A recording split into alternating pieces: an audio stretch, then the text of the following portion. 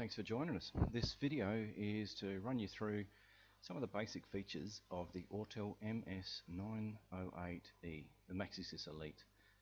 So this is Autel's top of the range. It comes with its own docking station with a number of different options available. The next one down from this is the MS906, which we've covered in a previous video. Basically the main differences, well, there's three main differences. One is the ability to have the digital inspection borescope with the MaxiSys Elite, also the 4-channel oscilloscope, and the ability to reflash or update software in a control module. So the MS906 doesn't have that available, but the MS908E, the MaxiSys Elite, does. So we're going to step you through that now, starting at the top right is the borescope. So this is available in two different sized camera ends. One is 5.5 millimeters and the other is 8 millimeters.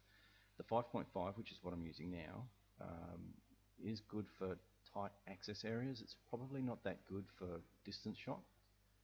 You'll find that the LED isn't quite bright enough to be taking this sort of shot. I've actually got a torch in there just so that you can see what's going on. If you want something sort of this distance, you'd be better off going for the 8 millimeter. If you want to get in close inside an engine or something like that, obviously you're going to need smaller is better. So the cool thing about buying this borescope with the Elite is you can take snapshots and video straight off the handset. It's quite a big screen, so you can see a lot higher resolution than you would off of a handheld borescope. But you can also print it, store it, and email it straight off the handset. So you can take video and send it through to a customer. The other one is MaxiScope. The other option is MaxiScope. So that's a 4-channel digital oscilloscope. So we're running, well, we're just picking up the 240 volts, 50 hertz that's available in the shop at the moment. Plenty of options as far as how you want to read the voltage and what times of delay you want to split it up over. It's quite a deep little tool.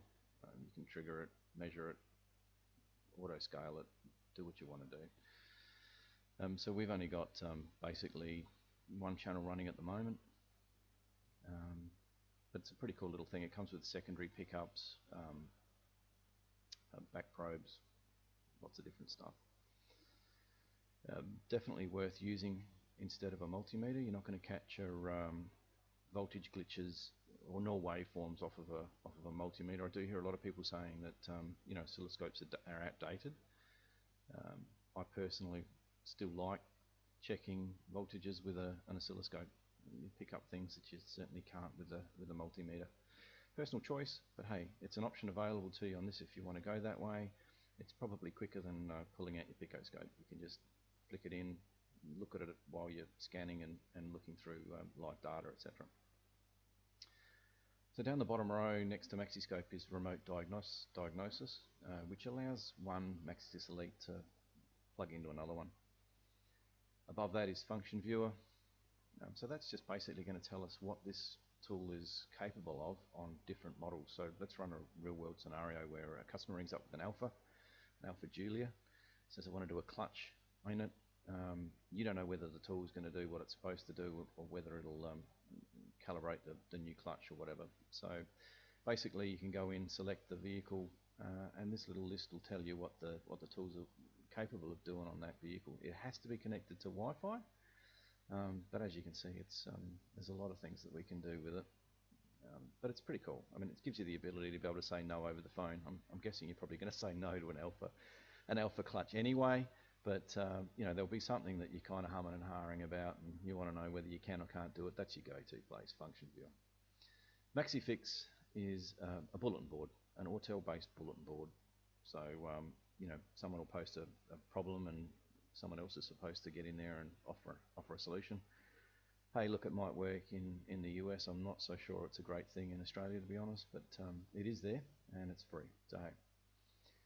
So now we're looking at bottom right, quick link. Again, has to be connected to a network, but it's for quick access to online subscription-based information services, Autodata, Mitchell, etc. It does have what they call OBD Wiki, which is pretty cool if you're working on an unusual vehicle like your Alfa Romeo, and you want to know where the OBD2 port is. This will tell you. So it just puts a quick photograph up of where it's located on whatever vehicle you happen to be working on. Pretty good for the, I guess, the apprentices or someone like that. And there you are. That's where it is on an Alpha 4C if you're lucky enough to own one, or crazy enough. I guess that depends on your perspective. So just above Quick Link is support. Now that's been really cool. A lot of people really like it because it gives you the ability to be able to open a dialog box directly with Autel themselves. If the tool says it'll do something and it won't, you can report the issue straight to Autel. An Autel service tech will look at it and hopefully incorporate that in an update not too far away. We've had some pretty good success stories based around that. With something like a VZ Commodore key not being programmed properly, a report was sent in from Bundaberg, and it came out a couple of weeks later. Now that's not guaranteed, it may not always be a couple of weeks later, and it may not always come through, but at least it gives you the opportunity to send something off. Yes, it's not going to fix your problem straight away, but chances are if it's unusual, if it's an unusual program like that, this may not be the only tool that doesn't do it. But this, instead of ringing your local sales rep, who's going to write it down on a piece of paper and get it lost, this gives the opportunity to go straight back to Autel. Pretty cool. So remote desk is what we're using at the moment. It's basically just TeamViewer. So I've got the vehicle quite a way away from me because it's raining and I don't want to get wet. So it's outside. I'm in here doing this. The cool thing about that is I guess it has the potential, if used properly, to get you a little bit more productive. If you've got a vehicle that needs to have a battery programmed and a flat battery, one of your good customers, you can't afford to pull your techs off of the paying jobs, so you give it to your apprentice and they toddle off, put the battery in it, and you can or one of your techs can dial in and reprogram the battery into the BCM or wherever information happens to be stored. So that's pretty cool. Academy is on the left hand side of that. That's just quick access to YouTube. So yeah, probably not super important. VCI Manager is, that's where we do firmware updates on the vehicle communication interface.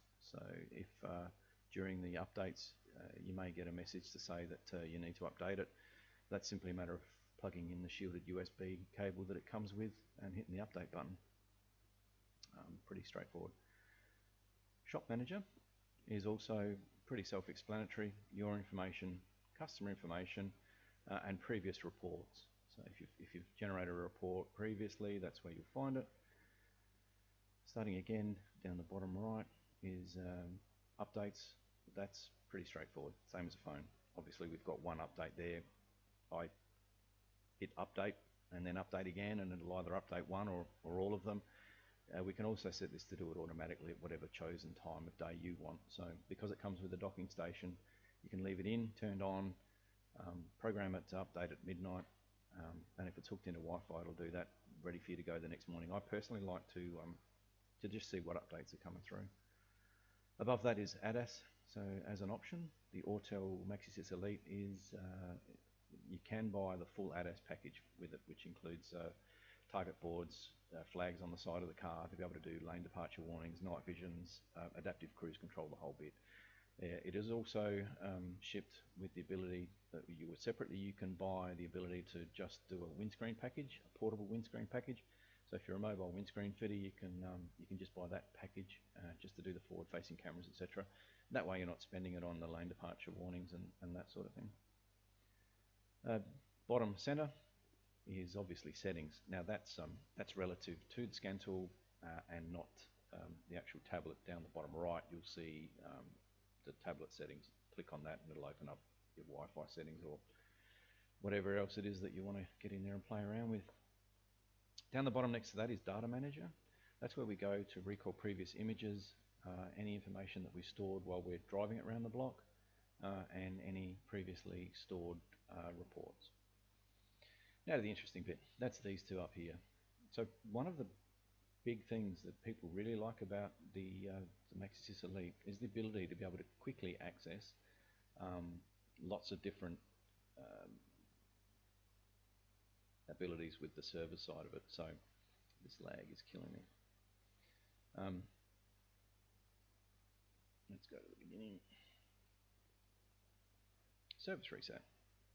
To be honest with you, what's on this page is probably mostly of what most of you guys are going to be using this scan tool for.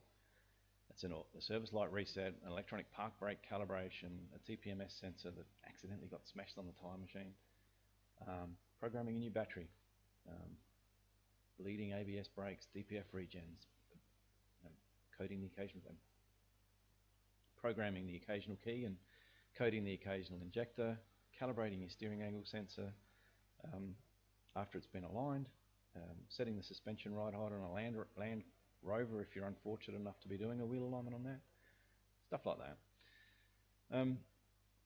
I'll go to the next page. If you want to hit the spacebar, just have a quick look at what's available here.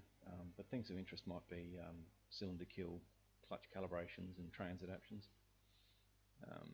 airbag resets and AF settings. Air fuel ratio settings is I think only available in 3 cars or something like that.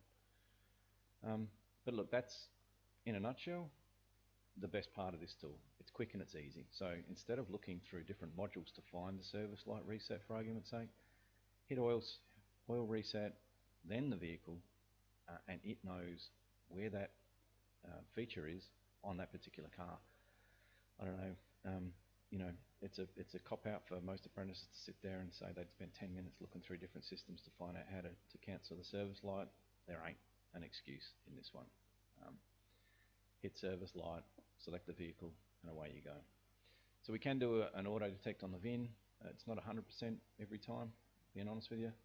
Manual input will definitely get you there, but it's worth trying. Auto detect's pretty good on the US and Euro stuff, probably not so good on the Asian and Aussie stuff.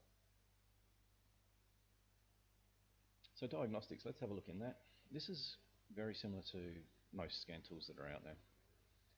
So what we're working on is a 2018 Mitsubishi Triton. And the lag allows me to look. And I open my eyes.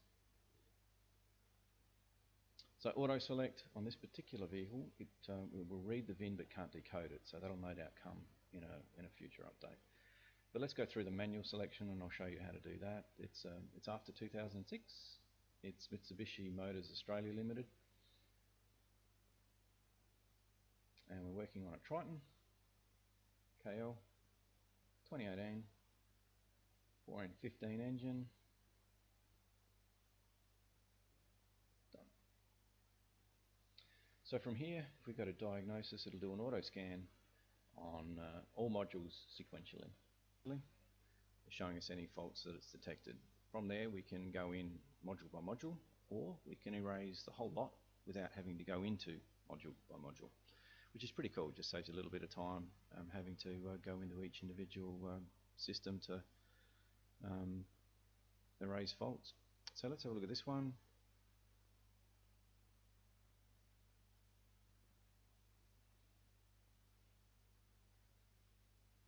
So we've just got a CAN fault.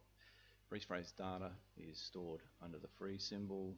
Obviously that's relative to the information that the BC or the control module stores. Obviously this one's fairly basic, but you do get some fairly advanced information. So while we've got that one highlighted, if we hit the search button and we're connected to a network, we'll have an automatic Google search, which is pretty cool. But that just saves you multitasking with multiple screens. Quick and easy way of accessing, you know, a good place to start with any system that has a problem. So from here we've got live data.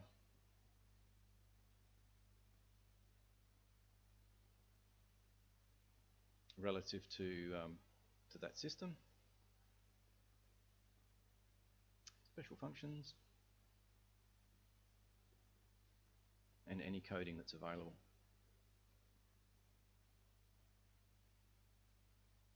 So let's get into the engine control unit and have a look around in there.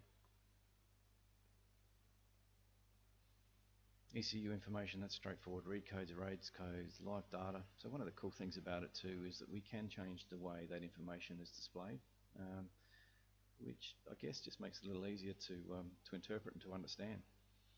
So if we go for the vehicle speed. We can see that in a plotting graph, a bar graph, or an analog gauge. That's available on all sorts of different things. Down the bottom here we can record that, freeze it, clear it. Once it's recorded we can put in search parameters, we can expand the view. There's lots of different things. It's a pretty cool little part of it. If you want to get into to having a look at that side of it. Any active tests are available here.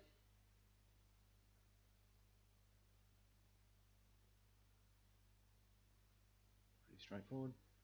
Obviously this one we've got a injector kill, suction control valve information, EGR, special functions.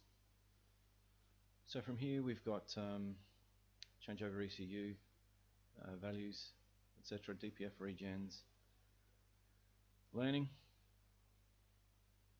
is that small quantity relearns, which is important after you've done an oil change. Mitsubishi recommend that you do that after every oil change, and from experience I can tell you that it does make a difference. I guess that's one of the biggest criticisms of modern vehicles, is that once it's been in for a service, generally the customer doesn't feel too much difference from what it was when it came in to what it was when it went out. Look, if you do these small quantity relearns, the customer will definitely notice a difference. So it's generally smoother idle, more power off the bottom end, and less rattle when it's cold.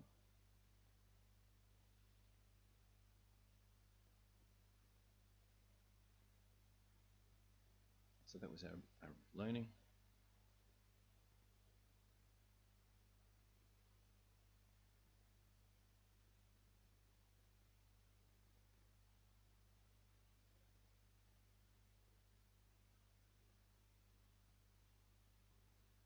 So bear in mind too, this is shipped with the ability to do pass-through. So as part of that, as part of the package with this tool, we can actually go in and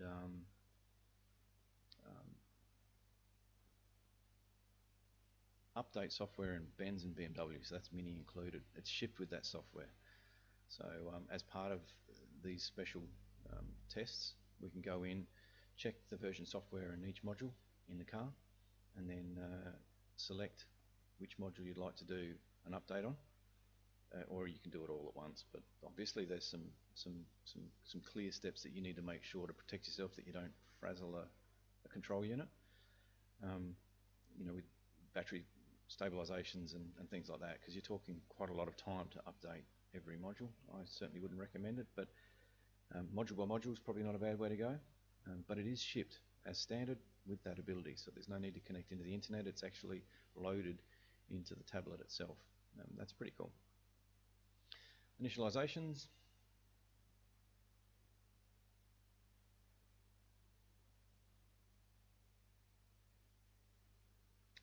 Also worth noting, that pass-through tool can be used independent of the scan tool. So if you need to do a control module update, but it's not in the hand unit itself, and the manufacturer will allow you to access that information, which, let's face it, that's the big challenge at the moment. If you can access that information in Australia without creating a VPN and an American or a European IP address, if you can access that information, you can download it on a laptop, plug the VCI that the MaxiSys Elite comes with into the laptop, drag and drop that software, and it will reflash it. So it can be used independent of the handset if you want to, but if you don't want to get into that side of it, all well and good. You've got a pretty capable little machine, and you've future-proofed yourself. So who knows where we're going to be in 2 or 3 years' time, and who knows what level of tech you're going to be employing in 2 or 3 years' time.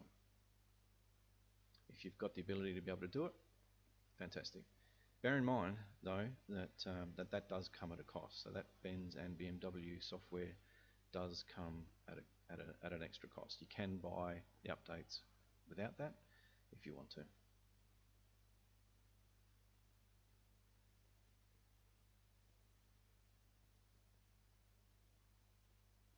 So from here we can do a lot of different things in the body control module, like change the sound of the indicators and lots of other boring things like that. It will go pretty deep. It's a pretty deep little tool. We can go in by control unit if we don't want to go through the auto scan way of doing it. We'll show you how to do the activations in here. Special functions where you change the indicator sound or anything like that.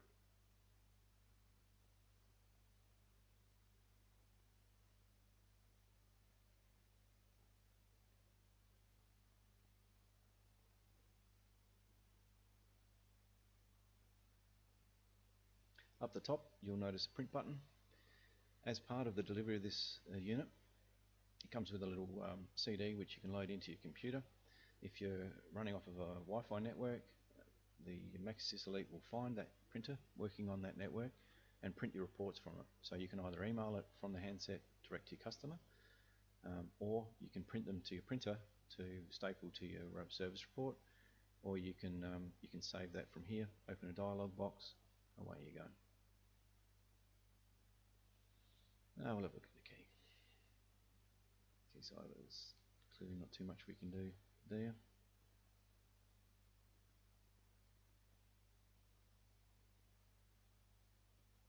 Option coding.